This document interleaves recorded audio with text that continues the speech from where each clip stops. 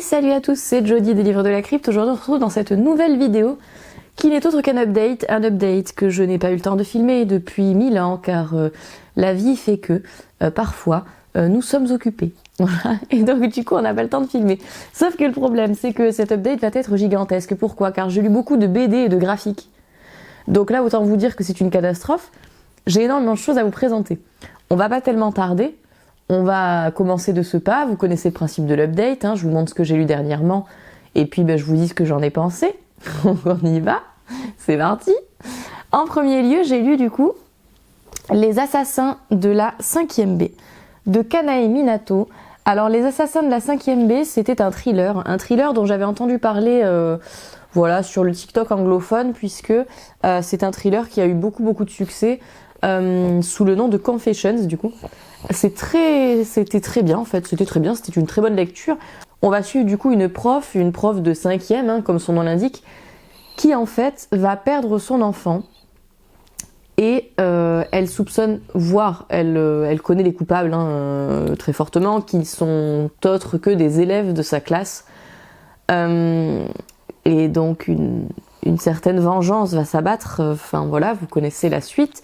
On est dans une histoire qui est extrêmement bien ficelée, très bien menée, très bien écrite, machiavélique même. J'ai trouvé cette histoire absolument machiavélique, anxiogène au possible à certains moments. C'était très bien foutu quoi. Et du coup une excellente surprise.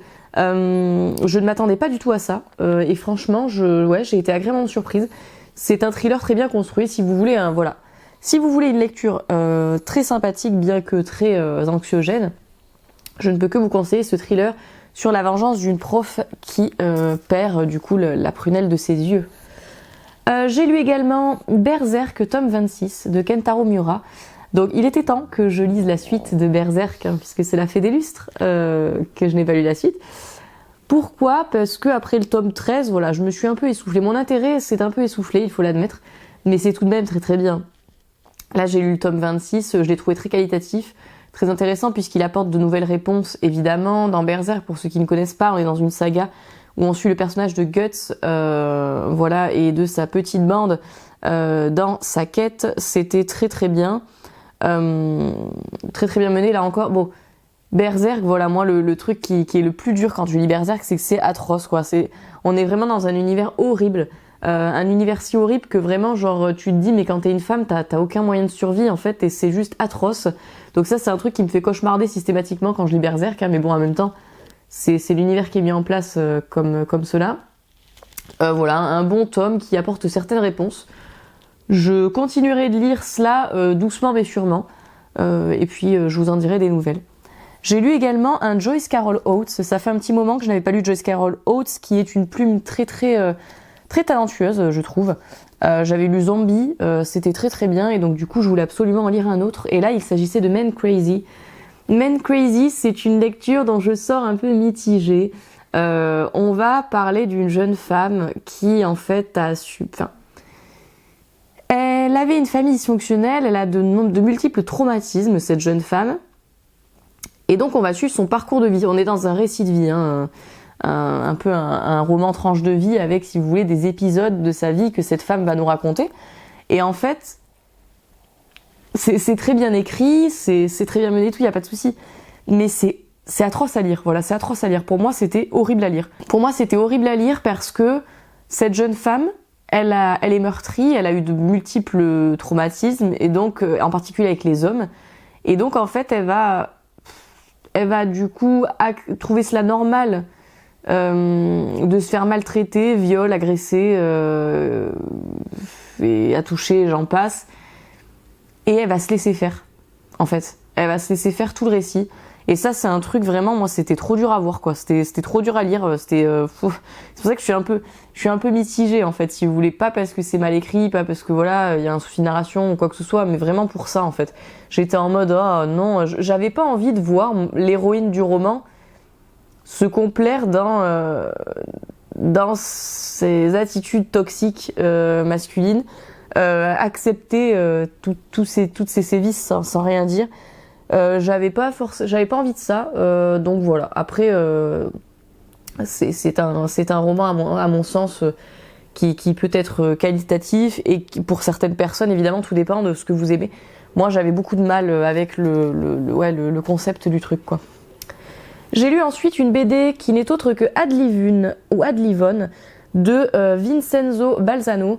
Dans Adlivun, quelque part, moi, ça m'a fait beaucoup penser à Terreur de Dan Simmons. On est un peu dans le même schéma narratif, si vous voulez, dans le sens où t'es sur ce mythe de l'Érébus et du Terror, donc c'est deux navires perdus en mer, et en fait, voilà, des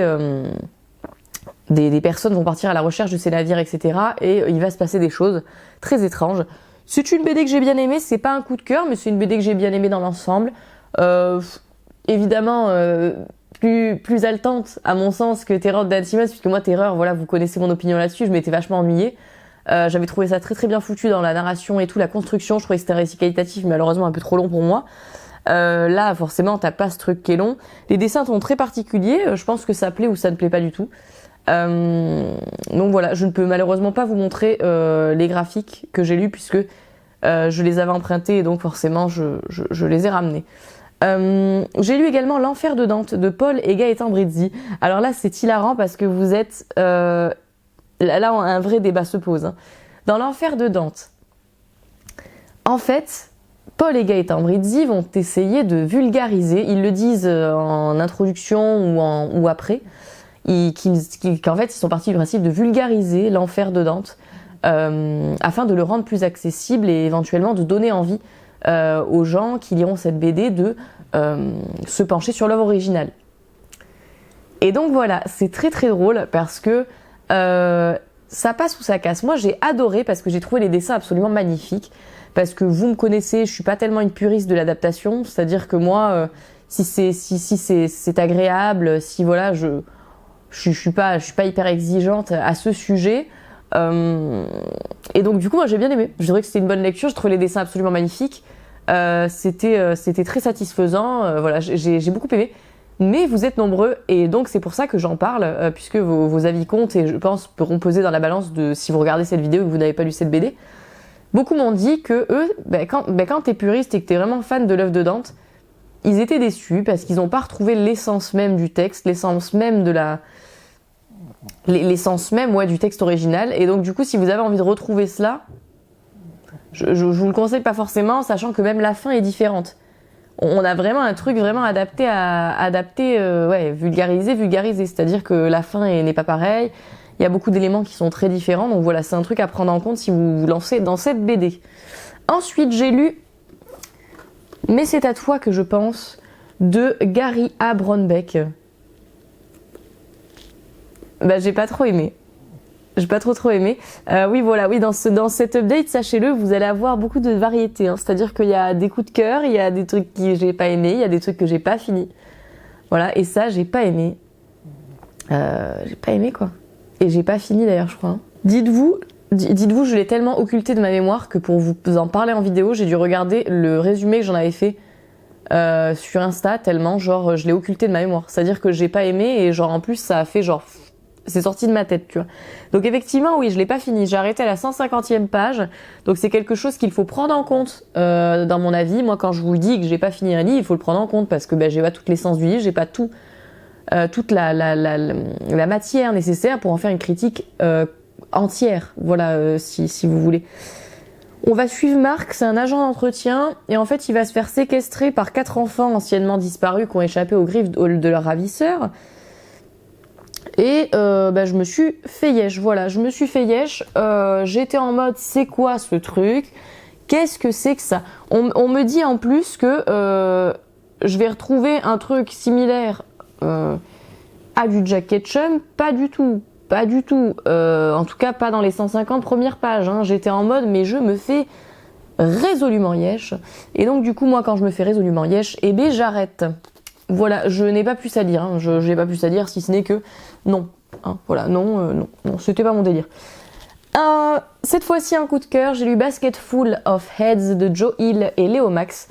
J'ai adoré ce comics, c'était absolument extraordinaire, ce comics c'était génial, c'était trop bien. T'es dans une histoire où en fait tu suis une jeune femme. Cette jeune femme, elle va perdre son compagnon en route, qui se fait enlever et donc du coup elle part à son secours et elle va trouver une arme qui lui permet, du coup une hache en fait, qui lui permet lorsqu'elle arrache la tête de ses ennemis de les garder en vie. Et donc du coup elle va récolter les têtes de salauds sur son passage. C'était génial, j'ai adoré, ça m'a fait penser à Evil Dead à certains moments. Et puis ce qui est super, c'est que t'as un perso féminin ultra badass qui part à la rescousse de son mec et pas l'inverse, donc c'est juste absolument génial. Les dessins sont sublimes, l'histoire est d'une originalité folle, mais en fait c'est ça qui est fou avec Joel, c'est que il arrive toujours à concevoir des histoires qui sont totalement what the fuck, et pour autant je suis convaincue à chaque fois, c'est ouf, je suis convaincue. Genre c'est des trucs où oui tu te dis mais what the fuck, comment est-ce possible, et en fait t'es quand même convaincue à chaque fois, et Joel c'est ça, et rien que pour ça, voilà. Basket Full of Heads, moi ça a été un vrai coup de cœur. J'adore ce comics que je vais me procurer dès que je le pourrai, bien sûr. Ça m'a pas tellement étonné étant donné que j'avais adoré Lock and Key, et puis que j'ai beaucoup aimé Nosferatu dernièrement, et on va parler d'un autre livre de Joel dans cette update d'ailleurs que j'ai adoré. Enfin, pour l'instant Joel et moi ça fonctionne plutôt très bien. J'ai lu Le Bestiaire du Crépuscule de Daria Schmidt. Le Bestiaire du Crépuscule, c'est une BD un peu atmosphérique, un peu onirique, à laquelle je n'ai pas adhéré. Dans cette BD, on va nous parler d'un personnage qui résolument est Lovecraft en fait, hein, et qui va se balader. Et en fait, en se baladant, il a un esprit fourmillant qui en fait va lui permettre de évidemment voir ce qu'a inspiré Lovecraft dans son œuvre, etc. On est dans un truc un peu comme ça, un peu atmosphérique, avec une histoire de Lovecraft qui elle-même a inspiré le récit. Bref, des dessins qui sont très très beaux, mais j'ai pas adhéré. J'ai pas adhéré parce que c'est trop perchose pour moi. J'étais un peu en mode genre ouais, c'est trop perché. Et là, pour le coup, la critique que je vous en fais, c'est pas une critique tellement constructive parce que c'est une critique qui est résolument subjective. C'est-à-dire que moi, je n'aime pas les BD dans ce délire-là. Vous allez peut-être adorer. Donc en vrai, et puis c'est une BD qui a eu beaucoup de succès qui plus est, donc et qui a son public. Hein. Donc voilà, vous y trouvez votre compte si c'est votre truc. Moi, c'était pas tellement mon truc. J'ai lu également Hellblazer, Rise and Fall de Tom Taylor et Derek Robertson. C'est tout simplement Constantine. Voilà, nous allons suivre John Constantine. John Constantine, c'est un peu si vous voulez, un agent du paranormal qui va être mis sur une mission. John Constantine, vous devez sûrement connaître le film notamment. Je crois que j'avais entendu qu'il y avait un film qui était prévu pour cette année avec Keanu Reeves aussi. Enfin, je sais pas, peut-être que j'ai une mauvaise info. Mais voilà, donc on va suivre John Constantine. C'était très intéressant en fait, surtout quand tu connais le film et que tu connais pas les comics à la base, parce qu'en fait, du coup, tu peux comparer les deux persos. Et j'ai trouvé que c'était un héros très amusant, très très détonnant. C'est vraiment super. J'ai passé un très très bon moment dans ce comics. Là, pour le coup, c'est humoristique, gore. Ouais, on est vraiment dans un truc d'aventure horrifique, quoi, si vous voulez, et d'action horrifique. Et du coup, j'ai trouvé ça vraiment chouette. Les personnages sont géniaux, les dessins, ils sont absolument splendides. C'est une merveille. D'ailleurs, comme je ne peux pas vous montrer les dessins de ces comics, n'hésitez pas bien sûr à aller voir sur mon Insta, parce que sur mon Insta, je vous ai mis des photos des dessins. Ça vous permettra d'avoir une meilleure idée de ce qu'est la BD, quoi. J'ai lu ensuite, à mon sens, un chef-d'œuvre qui ne sera pas compris de tous, je pense. Voilà. Vous allez peut-être détester, vous allez pas aimer, vous allez pas être comme moi, je sais pas, soit on adhère pas à mon sens. J'ai lu Les Mythes de Cthulhu de H.P. Lovecraft par Alberto Breccia. On est ici tout simplement dans une retranscription des œuvres originales de Lovecraft qui sont illustrées par Alberto Breccia, mais on est vraiment dans une illustration très très space, à base de collage, à base de dessins très graphiques, très très abstraits parfois, et qui moi m'ont conquise parce que pour moi on était vraiment dans une retranscription parfaite de l'angoisse, de l'aspect oppressant, de l'aspect terrifiant des nouvelles de Lovecraft. Pour moi, ça c'est une adaptation des mythes qui est à lire si vous avez déjà lu Lovecraft, parce que tu comprends toute l'essence de cette BD à mon sens si tu as déjà lu les nouvelles et si tu t'es déjà imprégné de l'ambiance. Pour moi, c'était vraiment c'est une expérience. Voilà, lire cette BD, c'est une expérience parce qu'on est vraiment dans quelque chose de très particulier. Et moi, je peux que vous le conseiller, bien sûr, même si c'est très space. Donc, soit vous allez aimer, soit vous n'allez pas aimer. J'ai lu ensuite Infidèle de Pansac Pichetchaut, Aaron Campbell et José Villarrubia. Infidèle, c'est un comics là aussi. Là, j'ai adoré ce comics, c'était génial. On va suivre une jeune femme musulmane qui en fait va s'installer dans un nouvel immeuble. Son esprit va commencer à vaciller parce que cette jeune femme, évidemment, elle est entourée en permanence d'un racisme ambiant, d'un racisme latent qui en fait va faire naître chez elle des cauchemars qui vont se transformer en réalité. C'est-à-dire qu'elle va vraiment avoir quelque chose qui va la menacer. C'est un comics, vous allez trouver ça trop bizarre, mais qui m'a fait penser à l'échelle de Jacob dans cette paranoïa constante où tu ne sais pas si cette pauvre femme est horriblement malheureuse et devient folle à cause de ce rejet de la société envers elle ou si la menace est là, quoi. Et j'ai trouvé ça juste génial. Là aussi, très très space, hein. Soit vous aimez pas. Moi, c'est vraiment mon délire. C'était vraiment super. C'était super. Il y a un comics que je vous conseille donc si vous ne l'avez pas encore lu. J'ai lu ensuite Screaming Boys de Violaine de Charnage dans la collection Carnage. C'est une collection absolument incroyable que j'aime beaucoup, qui n'est pas sans me faire penser aux vieilles collections gore, notamment dans l'aspect et tout. Même si c'est très différent, hein, on va pas se mentir, il y a une vraie identité, mais ça me fait penser à ces collections d'horreur et je trouve ça génial d'avoir fait ça. Bref, je cesse mon éloge. Dans Screaming Boys, on est je remercie l'autrice d'ailleurs pour l'envoi. Je remercie l'autrice et la maison d'édition Zone 52 pour l'envoi d'ailleurs de ce livre. C'était super bien. Je me suis éclatée en fait. Je me suis éclatée parce que c'est hyper original et c'est aussi super cool. En fait, dans ce livre, on va suivre une bande de mannequins masculins, tu vois, des mecs qui ils partent pour un casting, etc. Dans un endroit de rêve, voilà. Et on va les prévenir d'une légende qui émanerait de cette île, comme quoi un esprit maléfique planerait sur les hommes, planerait sur les hommes en général, voilà. Et donc du coup voilà. D'ailleurs ils disent que les hommes locaux ne s'approchent jamais vraiment de cet endroit parce que ils savent qu'il y a une légende qui craint du boudin.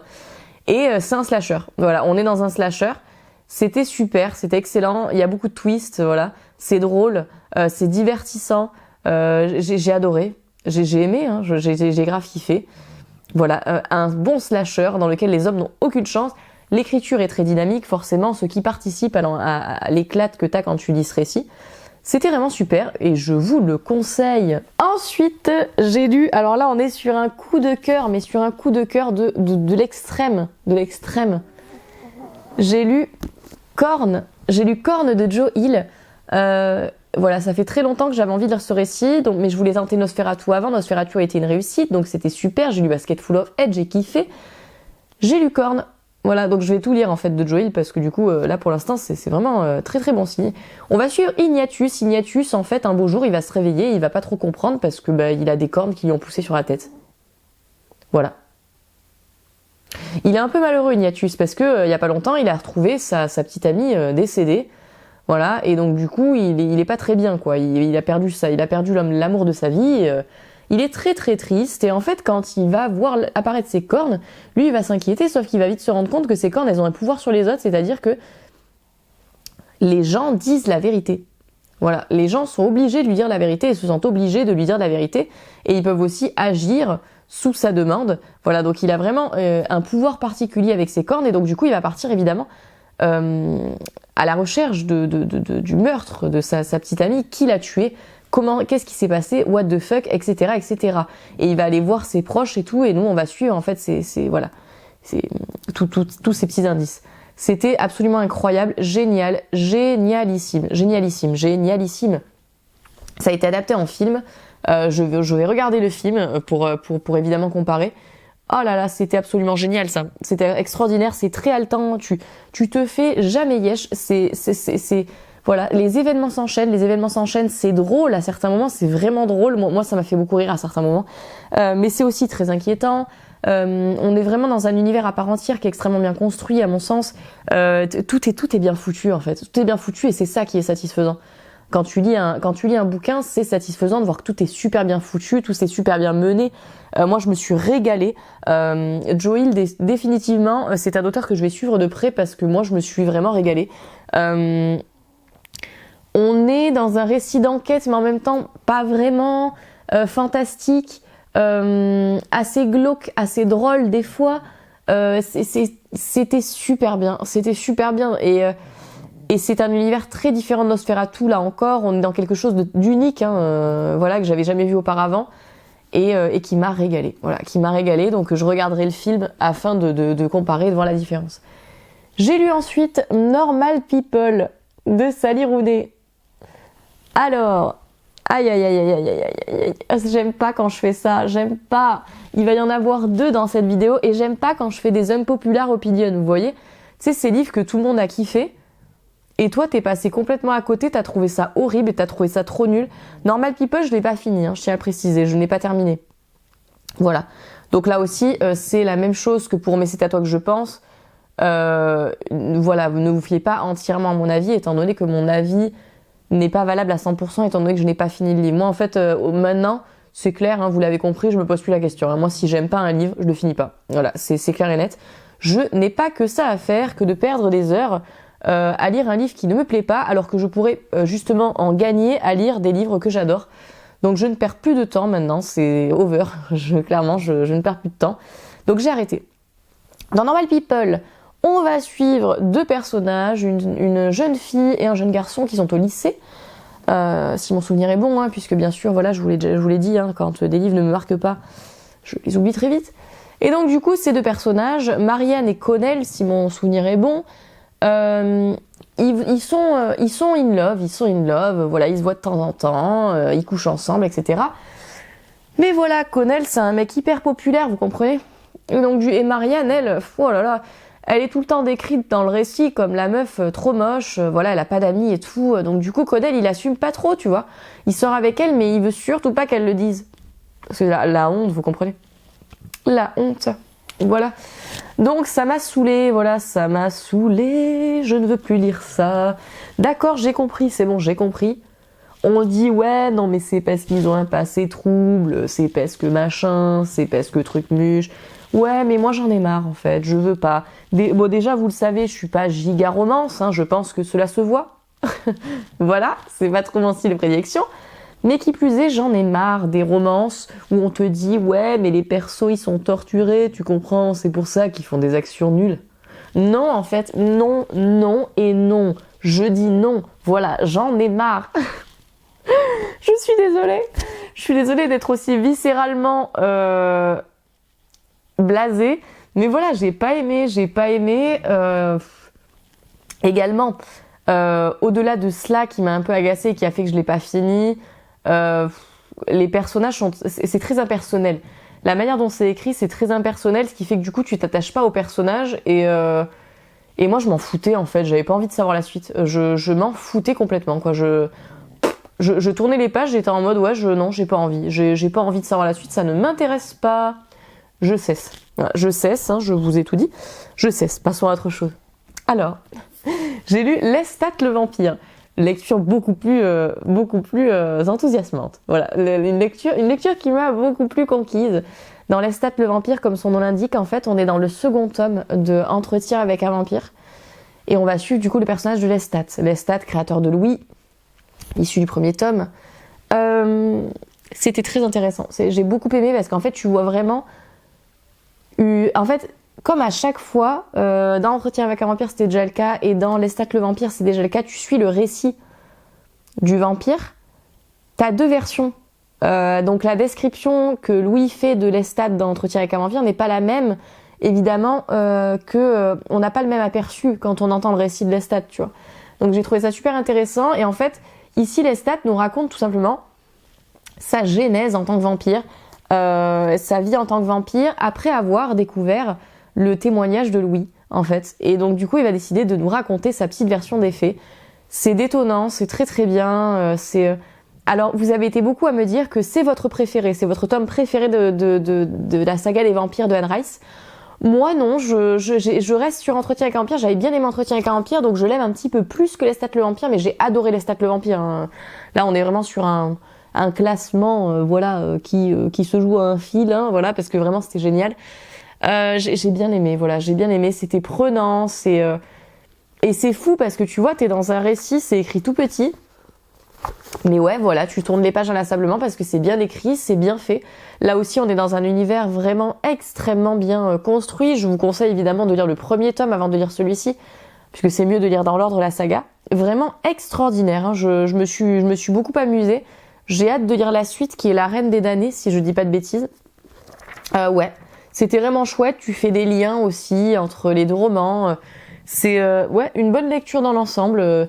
Et puis un classique, évidemment. Donc je suis contente d'avoir découvert, parce que je vous l'avais dit, moi j'ai envie de lire plus de Pocket Terror et d'éditions rétro cette année, parce que c'est l'occasion de découvrir de vrais classiques horrifiques, hein, pour le coup. J'ai ensuite lu un manga absolument extraordinaire dont j'ai hâte de lire la suite, ça ne saurait tarder, parce que là vraiment, waouh. Et si ça continue ainsi, je vais tous me les procurer, parce que le tome 1, ça a été une claque. J'ai lu Les Liens du sang, donc le tome 1 de Shuzo Oshimi.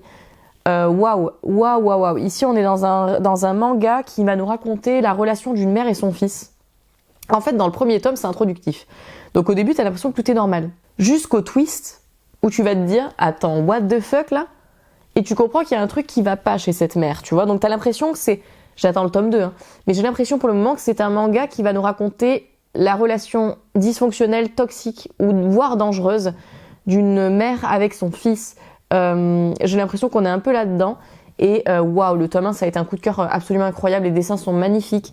Je sais pas, j'ai un tilt où je me dis putain, il faut que je lise la suite. Voilà, vous savez, t'as des mangas comme ça, tu vas les lire. T'as des mangas, tu te dis j'attends la suite. Voilà, je lirai plus tard. Voilà, comme je vous ai dit pour Berserk, le tome 26, je lirai le tome 27 quand j'aurai le temps, tout ça. Là, Les Liens du sang, j'ai cette envie viscérale de retourner dedans, donc c'est plutôt bon signe. Je vous en dirai de nouvelles pour le tome 2, évidemment, puisque voilà, c'est là que je saurai si vraiment j'accroche ou pas, mais pour l'instant, un tome 1 très prometteur, du coup, hein. Et ça a l'air très glauque et malsain. J'ai lu ensuite Purgatoire des innocents de Karine Gable. Voilà, c'est la deuxième populaire opinion de cet update. Je vous avais dit, j'ai lu Meurtre pour Rédemption, j'avais pas du tout accroché pour le coup. Meurtre pour Rédemption, c'était pas mon délire. Et Purgatoire des innocents, c'était mieux, mais c'est pas encore ça chez moi. Je suis désolée pour les fans de Karine Gable, s'il vous plaît, ne me jugez pas. Mais voilà, c'est comme ça, t'as des trucs, des fois, on en parlait avec l'une d'entre vous qui aime beaucoup Karine Gable, du coup, et qui m'a laissé un commentaire très gentil où elle me disait, mais c'est pas, on s'en fiche, c'est pas grave, genre chacun ses goûts et tout. Et ça me fait chier de moi de pas aimer quelque chose que tout le monde aime, mais voilà, c'est voilà. Mais là, c'est pas que j'ai pas aimé, c'est que c'est mitigé, si vous voulez. Ça a été une bonne lecture, mais c'est pas un coup de cœur pour différentes raisons que je vais vous présenter. Dans Purgatoire des innocents, nous allons suivre des voleurs. Voilà, des voleurs, des braqueurs plus précisément, qui vont s'enfuir et qui vont aller se réfugier chez une vétérinaire sur laquelle ils vont compter pour soigner l'un d'entre eux qui s'est pris une balle, et tout ne va pas se passer comme prévu. Voilà pour le pitch de base. Comment vous dire ? Le début, c'était bien. Je me suis dit, oh putain, je vais kiffer. J'ai lu le début, je me suis dit, alors là, c'était haletant, t'avais pas le temps de respirer, t'étais là où il se passait trop de trucs. Et puis est venu le milieu. Et là, le milieu, je me suis dit, oh non, on tourne en rond, je sais pas où ça va, c'est quoi ça ? Oui, d'accord, j'ai compris, il y a des tortures psychologiques, physiques, etc. Et donc, où on veut en venir, bordel. Voilà, donc voilà, le milieu, vraiment, j'étais dans ce mood-là. Et à la fin, j'étais là, oh, c'est extraordinaire, la fin est géniale. Vous avez compris. Du coup, en gros, j'ai adoré le début, le milieu et la fin, c'était génial. Donc du coup, forcément, c'est pas un coup de cœur parce que ça n'a pas été pour moi égal tout du long. Qui plus est, j'ai trouvé certains éléments assez gros. Je vous l'ai déjà dit 100 fois, dans l'horreur, il y a beaucoup d'éléments qui sont gros et totalement inconcevables, hein. Mais voilà, là, ça l'a pas fait. Je me suis dit, ouais, c'est un petit peu gros, là. Ouais, d'accord, ouais, faut oser quand même, hein. Après, ça avait le mérite d'être original. Donc voilà, ça c'est bien. C'est une lecture. Et puis, ce que j'ai aimé aussi, c'est l'écriture. L'écriture, elle est très facile à lire. Ce qui fait que si tu veux, obligatoirement, t'es dans une lecture dynamique. Parce que là, on est dans une écriture qui est extrêmement facile à aborder. Voilà, t'es obligé de continuer inlassablement à tourner les pages, quoi. C'est extrêmement dynamique et donc c'est pour ça que ça ne me surprend pas Et je ne juge absolument pas et je m'en fous les personnes qui adorent ce livre et je le comprends. Je comprends les personnes qui adorent ce livre. Mais voilà, moi c'est juste le milieu qui m'a un peu ennuyée, où j'étais en mode où va-t-on, et qui du coup fait que ce n'est pas un coup de cœur à mon sens, je suis navrée. Il y a aussi l'attachement aux personnages, ça j'ai oublié de vous le préciser. C'est tous des pourris quoi. C'est tous des pourris, donc en fait j'étais en mode... Comment tu peux t'attacher à un perso là ? Tu fais comment en fait ? Et c'est tous des pourritures. Donc il y a qu'au début évidemment la victime à laquelle je me suis attachée, mais sinon mais c'est tous des pourris, donc en fait t'es en mode mais difficile de s'attacher à un seul des personnages en somme. Enfin voilà mon avis du coup pour ce thriller qui est un classique du thriller hein, déjà aujourd'hui et que je pense vous pourrez aimer, mais voilà moi c'était pas mon délire. J'ai lu ensuite un véritable classique que je vous avais dit, je voulais lire cette année et c'est chose faite. J'ai lu donc Christine de Stephen King. Donc Christine, c'est un classique de Stephen King qui a été adapté en film, un film absolument extraordinaire, un film qui est un de mes films d'horreur préférés. Voilà, je vous le dis, c'est un de mes films d'horreur favoris. Encore aujourd'hui, moi, dès qu'il passe à la télé, dès que je le trouve quelque part, je le re-regarde avec plaisir. Tout est génial dans ce film, la musique, les acteurs, les effets spéciaux. Mais tout est extraordinaire. Voilà, donc dans Christine, de quoi on va parler ? On nous parle du personnage d'Arnie. Arnie, il a pas beaucoup d'amis, il a pas beaucoup de succès avec les filles. Et en fait, il a un ami qui, lui, a un peu plus de succès, voilà, et qui l'aime profondément. Et donc du coup, un beau jour, Arnie il va flasher sur une voiture, il va flasher sur une caisse qu'il est autre qu'un tas de ferraille en fait, hein, vu l'état dans lequel est la voiture. Mais il va flasher dessus et il va décider d'en faire l'acquisition. Sauf que très vite, on va se rendre compte que cette voiture, elle est pas normale quoi. Tu vois, cette voiture, elle a une attraction très étrange sur le personnage d'Arnie. Elle va le pousser à avoir des attitudes très particulières, mais également, voilà, des meurtres vont s'enchaîner. C'est génial, c'est extraordinaire, c'est un bon Stephen King à mon sens. J'ai beaucoup aimé la critique que King fait du racisme ambiant de l'époque. J'ai trouvé ça très bien construit. C'est un King qui fait partie des Kings qui sont haletants et faciles à lire. On n'est pas dans les Kings, parce qu'il y a deux salles, deux ambiances hein, dans King, c'est-à-dire t'as des Kings qui sont très descriptifs, qui sont très très longs. Là, on n'est pas dans ces Kings-là, on est plus dans un King concis, clair, qui va droit au but. Et c'était une très bonne lecture. Ce n'est pas un coup de cœur évidemment puisque ce n'est pas mon King favori. Je dois l'avouer assez paradoxalement, j'ai préféré du coup le film au livre. Hein, voilà, je le dis. Mais ça a été tout de même une très très bonne lecture et un King que je vous conseille si vous voulez un King haletant et sympathique. Ensuite, pour les films que j'ai visionnés après les lectures, les films et séries, j'ai regardé Pearl. Pearl, c'est un film en anglais. Voilà, si vous ne parlez pas anglais, ça va être compliqué pour vous. Et on va suivre une jeune femme qui vit à la campagne. Elle a une mère assez stricte hein, et un père qui est handicapé et dont elle doit s'occuper assez régulièrement. Et cette jeune femme, elle aspire à de plus grandes choses. Elle aspire à de grandes choses, mais elle est un peu dérangée psychologiquement. J'adore cette actrice. Mia Goth, l'actrice, elle est absolument extraordinaire. Et elle rend le film encore plus génial. C'est un film d'horreur qui est détonnant. Très malsain, très effrayant. Je l'ai adoré, voilà, et je ne peux que vous le conseiller. Il y a une vibe très vieux film, très, je sais pas, c'est vraiment top. C'est gore, par contre, c'est très gore. Et on suit, voilà, une jeune femme psychopathe hein, qui va commettre des meurtres. Hein. C'est ce que l'on suit dans ce film. Je ne peux que vous le conseiller, franchement, une pépitasse. Dont j'avais beaucoup entendu parler là aussi sur le TikTok anglophone et donc moi je me suis dit let's go, voilà, parce que depuis que je suis sur TikTok je suis très influençable, voilà. Anyway, j'ai regardé également You saison 4, la première partie sur Netflix avec ce cher Joe Goldberg. Joe Goldberg du coup un tueur en série qui lorsqu'il s'éprend d'une jeune femme finit par la tuer, voilà.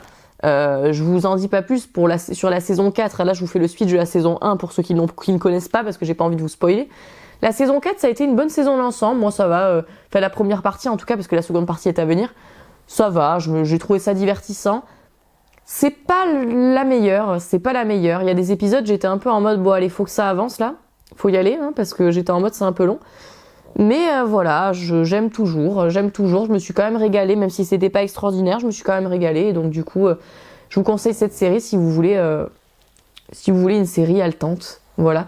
Surtout dans la... Moi, mes préférés, c'était la saison 1 et la saison 3. Voilà, qui ont été des pépitasses à mon sens. Et enfin, je voulais vous présenter, pour finir cette update, un jeu auquel j'ai joué, c'est Sally's Face. Je l'ai pas fini encore, je l'ai commencé à peine, hein, donc je vous le présente à peine commencé parce que voilà, j'ai trouvé ça très sympathique. On va tout simplement incarner le personnage d'une jeune fille qui visiblement a le visage défiguré et qui porte un masque en fait. On comprend qu'elle a eu des traumatismes dans son passé et elle s'installe dans une sorte d'hôtel, dans une sorte d'immeuble de résidence dans laquelle elle va essayer de percer tous les mystères. Je me suis éclatée, j'y ai joué pendant 2 heures et je me suis éclatée. J'attends la suite avec impatience évidemment. Donc je vais m'y atteler très prochainement. C'était top et j'ai hâte d'en savoir plus sur le passé de cette jeune fille et sur ce qui lui est arrivé. Voilà pour cette update, j'en ai terminé, j'espère que ça vous aura plu. Comme à chaque fin d'update, je vous présente ma lecture du moment. Je suis en train de lire La Maison Stassen de Benoît Herbé. Je le remercie pour l'envoi de ce. Je le remercie d'ailleurs pour l'envoi de ce roman.